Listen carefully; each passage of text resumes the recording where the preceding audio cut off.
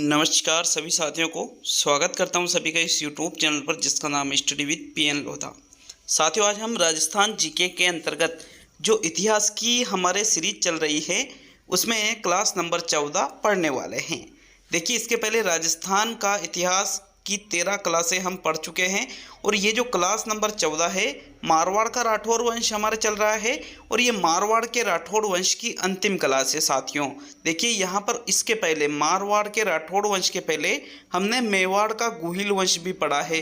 तो ये मेवाड़ का गुहिल वंश पूरा हो चुका है, इसके प्रश्न उत्तर पूरे हो चुके हैं। मारवाड़ का राठौड़ वंश भी आज पूरा हो जाएगा और इसके प्रश्न आपको कल के वीडियो में देखने को मिल जाएंगे। साथियों, इसके बाद में बीकानेर का राठौड़ वंश हम पढ़ने वाले हैं और लगभग यूँ मानिए 10-12 क्लासें और बनेगी आपके राजस्थान जीके के अलग अलग जो राजवंश है उनसे संबंधित। तो यदि आप रीट शिक्षक भर्ती 2022, चाहे वो पात्रता हो या फिर मुख्य परीक्षा हो या फिर सेकंड ग्रेड शिक्षक भर्ती या फर्स्ट ग्रेड शिक्षक भर्ती या राजस्थान में अन्य किसी भी प्रतियोगी परीक्षा की तैयारी कर रहे हो, तो ये राजस्थान जीके की जो सीरीज चला रही है इसको जरूर पूरा अटेंड करो साथियों, क्योंकि ये पूर्णतः एनसीईआरटी और आरबीएससी की जो क्लास 6 से 12 की जो किताबें हैं वहाँ से आपके लिए ये चीज़ें मैं लेकर के आ रहा हूँ। तो चलिए आज के इस वीडियो को शुरू करते हैं। साथियों, हमने यहाँ पर जो पढ़ रखा है 6 जो मुख्य जो शासक है जो मारवाड़ का राठौड़ वंश है। मारवाड़ का केंद्र कहाँ था साथियों? जोधपुर था। और जोधपुर के पहले कौन सा था? मंडोर था।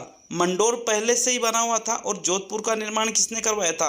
राव जोधा ने करवाया था। तो यहाँ पर बाद में तो जो मारवाड़ का जो मुख्य केंद्र था वो था जोधपुर। देखिए, यहाँ के 6 प्रतापी शासकों के बारे में हमने पढ़ लिया है। आज हम 7वें प्रतापी शासक जिसका नाम है महाराजा जसवंत सिंह प्रथम, इनके बारे में पढ़ने वाले हैं। तो साथियों, अंतिम क्लास है ये मारवाड़ के राठौड़ वंश की। तो चलिए शुरू करते हैं आज के इस वीडियो को। इसके पहले के सारे टेस्ट सारे जो जितनी भी डिटेल क्लासें हैं वो मैंने डिस्क्रिप्शन बॉक्स में लगा दी है, तो वहाँ से भी आप सारी चीज़ें देख सकते हो। और हिस्ट्री की सारी क्लासें एंड स्क्रीन में भी आपको मिल जाएगी, वहाँ पर भी मैंने इस चीज़ को लगा दिया है। तो देखो, महाराजा जसवंत सिंह प्रथम की हम बात करने वाले हैं। 1638 ईस्वी से 1678 ईस्वी तक महाराजा जसवंत सिंह का शासनकाल रहा है। तो पहली चीज़ तो जो महाराजा जसवंत सिंह प्रथम है ये कहाँ के शासक थे? तो इनका संबंध मारवाड़ से था। कहाँ से था साथियों? मारवाड़ से था। एक प्रश्न तो ये बन जाता है। दूसरा प्रश्न बनता है महाराजा जसवंत सिंह का शासनकाल कितना रहे? तो 1638 से 1678 ईस्वी तक। जितने भी हमने मारवाड़ का जो राठौड़ वंश पढ़ा है तो लगभग 10 प्रश्न तो पहले कर लिए थे और 30 प्रश्न आपको कल मिलने वाले हैं। तो बिल्कुल निश्चिंत रहिए। 2-3 दिनों से राजस्थान जीके की क्लासें बंद थी, उसका रीज़न था क्योंकि मैंने अन्य सब्जेक्ट की जो क्लासें हैं, टेस्ट है, उनको तैयार किया है साथियों। तो आप यूँ समझ सकते हो कि बहुत ज़्यादा इन चीज़ों में टाइम लगता है, मेहनत लगती है, तो कभी कभी क्लासें मिस होना स्वाभाविक सी चीज़ें हैं। आप टेंशन बिल्कुल भी मत लिया करो। बात करें इनके जन्म की महाराजा जसवंत सिंह प्रथम के जन्म की, तो इनका जन्म हुआ था 1628 ईस्वी में बुरहानपुर में। कहाँ पर हुआ था? बुरहानपुर में। आपको सन भी याद रखना है और ये जगह भी याद रखना है। बुरहानपुर में 1628 ईस्वी में महाराजा जसवंत सिंह प्रथम का जन्म हुआ था और ये 1638 ईस्वी में ही ये शासक बन गए थे, राजा बन गए थे साथियों। मतलब इतनी कम उम्र में शासक कैसे बने?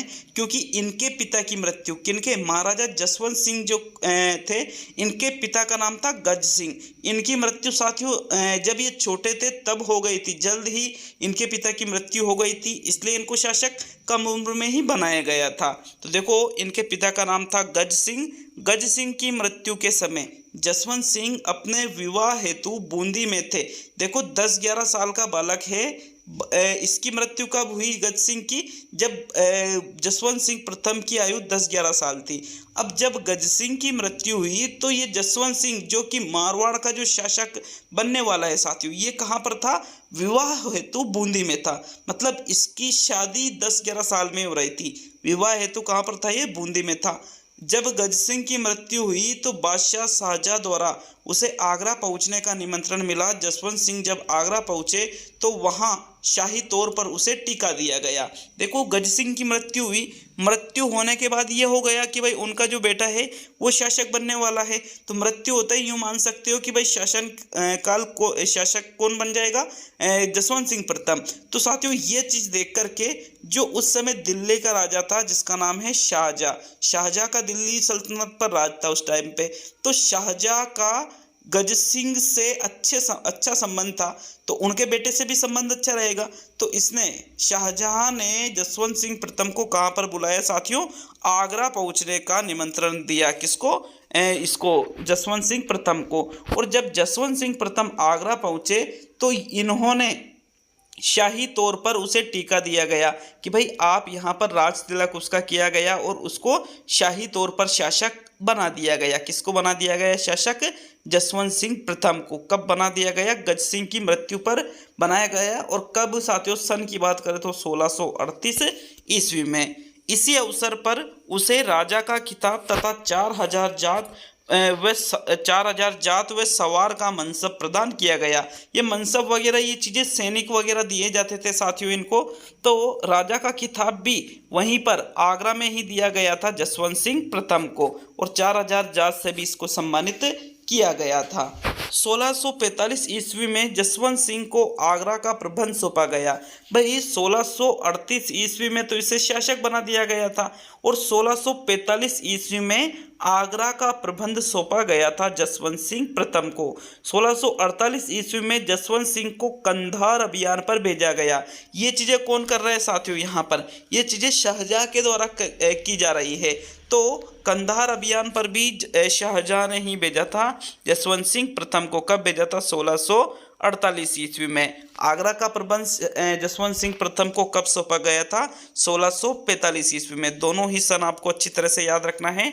1645 में आगरा का प्रबंध सौंपा जसवंत सिंह प्रथम को और 1638 ईस्वी में कंधार अभियान पर भेजा जसवंत सिंह प्रथम को। किसने? शाहजहाँ ने। मतलब ये शाहजहाँ के अधीन था जसवंत सिंह प्रथम। किसके अधीन था? शाहजहाँ के अधीन। अभी हमने देखा था साथियों, जब मेवाड़ का इतिहास पढ़ा था तो वहाँ कोई लगभग अधीन नहीं थे। अमर सिंह जो महाराणा प्रताप के पुत्र थे, उन्होंने ही मुगलों की अधीनता या संधि की थी, मुगलों की अधीनता स्वीकार या संधि की थी साथियों। तो यहाँ आप देख रहे हो कि बहुत सारे ऐसे शासक हुए जिन्होंने मुगलों की अधीनता स्वीकार की है। मारवाड़ में तो मतलब मेवाड़ का जो इतिहास है, मेवाड़ में संधि या अधीन बहुत कम हुए साथियों। 1657-58 ईस्वी में उत्तराधिकार युद्ध में औरंगजेब के विरुद्ध उसने दारा का साथ दिया। जब दिल्ली में एक उत्तराधिकार युद्ध हुआ शासन करने के लिए, तो औरंगजेब भी उसमें शामिल था। किसमें? उत्तराधिकार युद्ध में साथियों। उस समय 1657-58 की बात है ये। 57-58 ईस्वी में इसने किसने साथियों? जसवंत सिंह प्रथम ने दारा का साथ दिया। किसके विरुद्ध? औरंगजेब के विरुद्ध। लेकिन कासिम खां के विश्वासघात के कारण दारा की पराजय हुई और जसवंत सिंह को जोधपुर लौटना पड़ा। अब देखो, युद्ध हुआ उत्तराधिकार युद्ध। किस किस के बीच में हुआ साथियों? कि भाई नहीं, यहाँ का शासक तो मैं बनूंगा। तो उत्तराधिकार युद्ध में औरंगजेब के विरुद्ध लड़ा था जसवंत सिंह प्रथम, और साथ किसका दिया था? दारा का। लेकिन हार किसकी हुई साथियों? दारा की हार हुई। और दारा की हार किसकी वजह से हुई? कासिम खां की वजह से। कासिम खां ने विश्वासघात किया था दारा के। अब यहाँ पर देखो, दारा और औरंगजेब में तो उत्तराधिकार युद्ध हुआ और जसवंत सिंह प्रथम ने किसका साथ दिया? दारा का। हार किसकी हुई? दारा की। मतलब जसवंत सिंह प्रथम किसकी तरफ रहा? हार की तरफ। जीत की तरफ औरंगजेब रहा साथियों। तो यहाँ पर जब जसवंत सिंह वापस जोधपुर लौटा हार करके राजपूत था, हार करके युद्ध से लौटा, तो वहाँ पर जो रानी थी जिसका नाम है उदयपुरी रानी। क्या नाम है साथियों? उदयपुरी रानी। इसने किले के द्वार खोलने से मना कर दिया था कि भाई मैं किले के द्वार नहीं खोलने दूंगी, क्योंकि जो राजपूत योद्धा होते हैं वो या तो युद्ध में शहीद हो जाते हैं, युद्ध में वीर गति को प्राप्त कर लेते हैं, या फिर युद्ध में साथियों जीत करके आते हैं। लेकिन ऐसे नहीं है कि जीत के भी नहीं आए और वीर गति को भी प्राप्त नहीं हुआ, मतलब हार करके घर वापस नहीं आते हैं। ऐसा कहना था उदयपुरी रानी का, क्योंकि दारा सिंह का समर्थक था जसवंत सिंह प्रथम और दारा सिंह युद्ध में हार चुका था। अब यहाँ पर ये कह करके उदयपुरी रानी ने क्या किया साथियों, सती होने की तैयारी करने लगी। कौन? उदयपुरी रानी। अंत में रानी माँ के समझाने एवं जसवंत सिंह द्वारा पराजय का बदला लेने का वचन देने पर दुर्ग के द्वार खोल दिए गए। किसके लिए? जसवंत सिंह प्रथम के लिए दुर्ग के द्वार कब खोले साथियों? उदयपुरी रानी ने। कि जसवंत सिंह ने ये वादा किया कि मैं अपनी हार का बदला लूँगा, और रानी माँ ने भी उस चीज़ को समझाया कि भाई सती मत हो, अभी हम हार गए हैं, हार का बदला भी ले सकते हैं।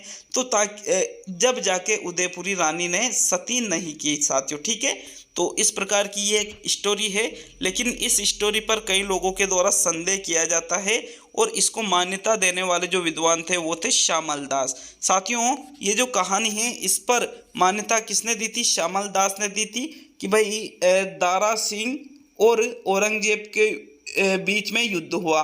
दारा सिंह की तरफ से कौन लड़ा था साथियों? यहाँ पर जसवंत सिंह प्रथम लड़ा था। लेकिन जब दारा सिंह हार गया तो जसवंत सिंह कहाँ आया? जोधपुर आया।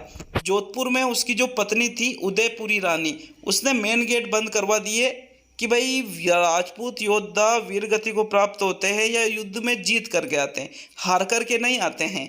तो इसने वादा किया कि मैं अपनी हार का बदला लूँगा, तब जाके उसके द्वारा गेट खोले गए। साथियों, इसके बाद में बात करें तो 5 जनवरी 1659 को खजुआ के मैदान में औरंगजेब और जसवंत सिंह के आपसी अविश्वास के कारण वह शाही डेरे को लूटकर जोधपुर रवाना हो गया। अब देखो, वैसे तो जसवंत सिंह प्रथम मुगलों के अधीन था, लेकिन औरंगजेब से इसकी कोई खास नहीं बन पाती थी साथियों, क्योंकि युद्ध में भी ये औरंगजेब के विरुद्ध लड़ा था। अब यहाँ पर 5 जनवरी 1659 की बात है, खजुआ के मैदान में दोनों में अविश्वास था। तो इसने क्या किया? जसवंत सिंह प्रथम ने जो वहाँ का शाही डेरा था उसको लूट लिया, और लूट करके उन सामानों को कहाँ लेकर के आ गया? ये जोधपुर आ गया। अब जोधपुर आ गया, शाही डेरों को लूटा, तो औरंगजेब और जसवंत सिंह प्रथम में दुश्मनी होनी है, मनमुटाव होना ही होना है। तो इसके बाद में जय सिंह की मध्यस्थता से जसवंत सिंह और मुगल सम्राट औरंगजेब के बीच मनमुटाव कम हो गया। जसवंत सिंह जो है औरंगजेब से एक तरह से मनमुटाव हो गया, दोनों के बीच में एक तरह से दुश्मनी हो गई साथियों।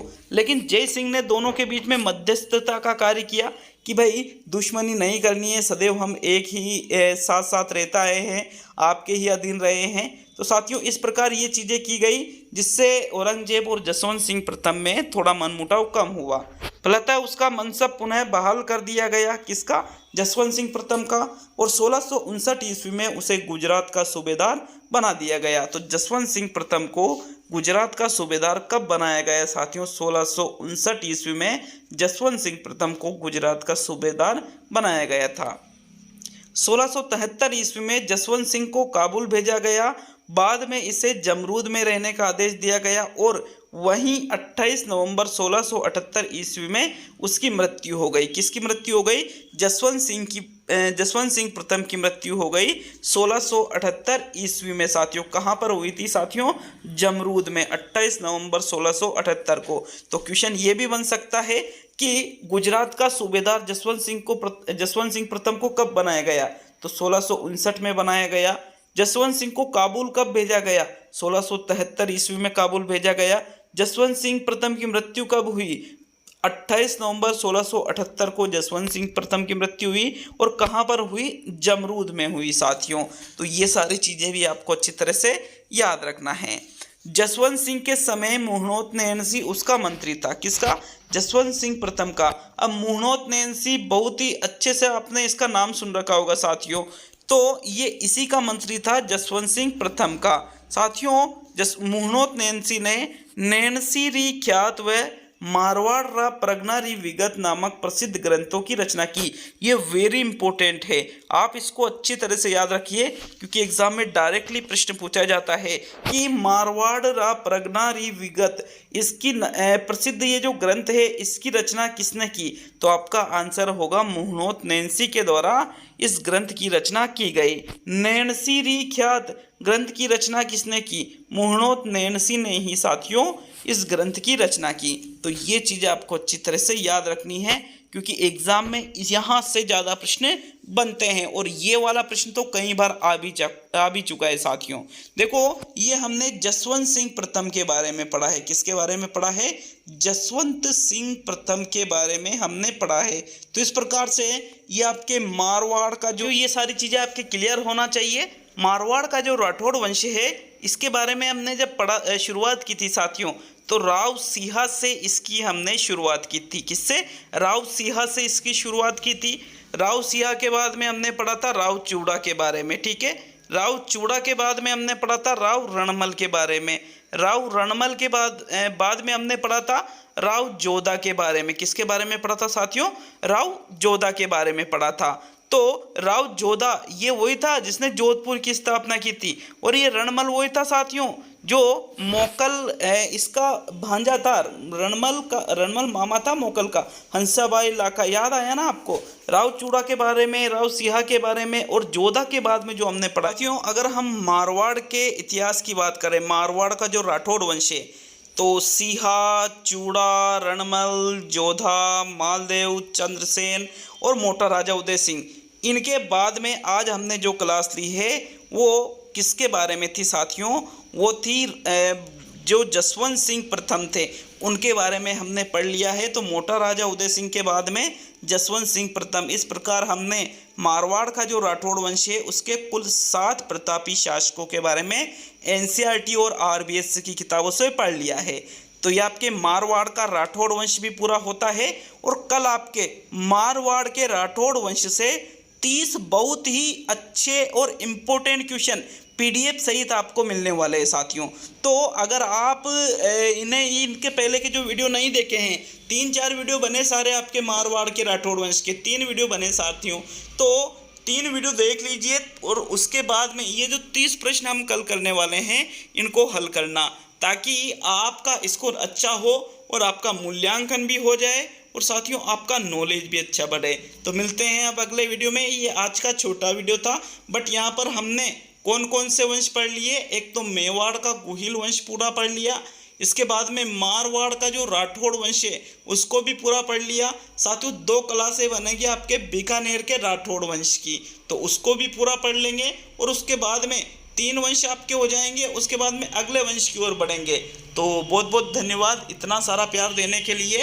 वीडियो अच्छा लगता है तो लाइक शेयर कीजिए, और कोई कमियां आपको दिखती है हमारे अंदर साथियों तो कमेंट बॉक्स में कमेंट करके ज़रूर बताइए, क्योंकि कोई भी परिपूर्ण इस दुनिया में नहीं होता है।